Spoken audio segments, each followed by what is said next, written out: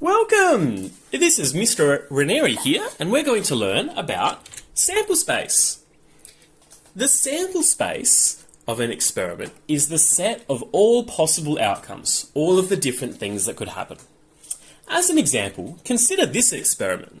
Suppose that we pull a ball from this jar at random and then look at its colour.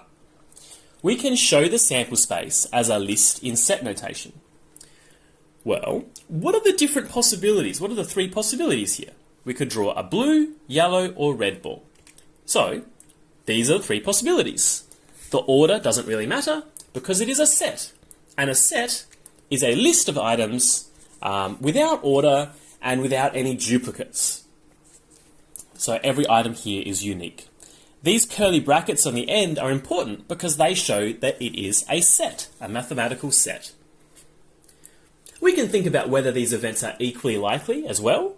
Notice that I've got an equal number of blue, red, and yellow balls. In fact, there's one of each. So, is it equally likely? Yes, it's equally likely that I'll draw a red, yellow, or blue ball because the question specified that it was at random and there are an equal number of balls. Why might these outcomes not be equally likely in the real world, though? There are a few reasons. One is that the yellow ball is on top, so maybe it's easier to pick. But at least theoretically, if we assume that we're drawing them at random, then the probability is the same. Alright, this one's a little bit more complicated. It's still the sample space, but we're going to learn about another way to show the sample space. This one's a bit more complicated because there are two experiments. Mr. Ranieri wasn't paying attention in Year 8 probability, and now he needs to guess the answers for these two questions in the test.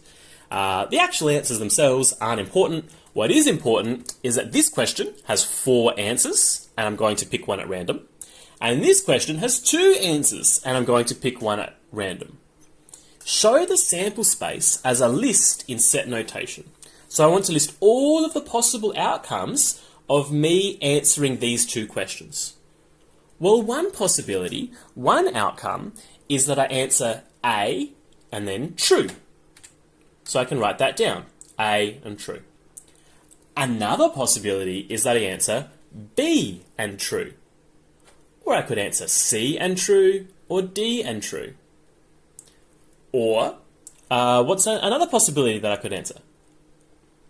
I could answer A and false, B and false, C and false, D and false. So there are 8 different possibilities, 8 different outcomes. 1, 2, 3, 4, 5, 6, 7, 8. That is one way to show the sample space, but I can also show it as a 2D grid because there are really 2 experiments here. A 2D grid is also called an array, and I start by drawing a vertical and horizontal line. And down the bottom, I'm going to put all of the outcomes, all of the possibilities for the first experiment.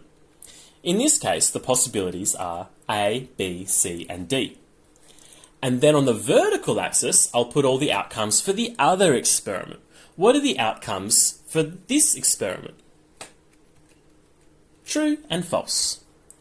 Now, I can put a dot at each of the grid intersections, here, here, here, here, so that every combination of an answer here and an answer there has a dot.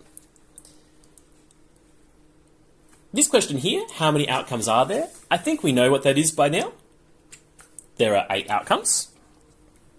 How many of these outcomes involve answering B in the first question?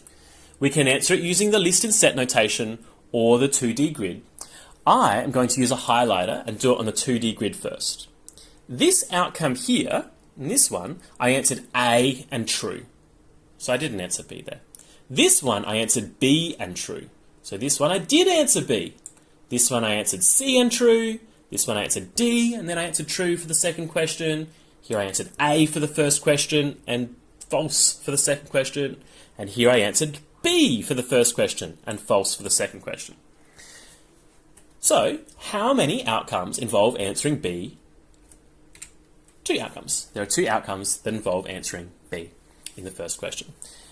What we'll see is that this 2D grid is a nice visual way to show all the different possibilities when you have 2 experiments going on. And later, we can use this way to think about the probabilities and also to calculate probabilities. I hope this has been helpful.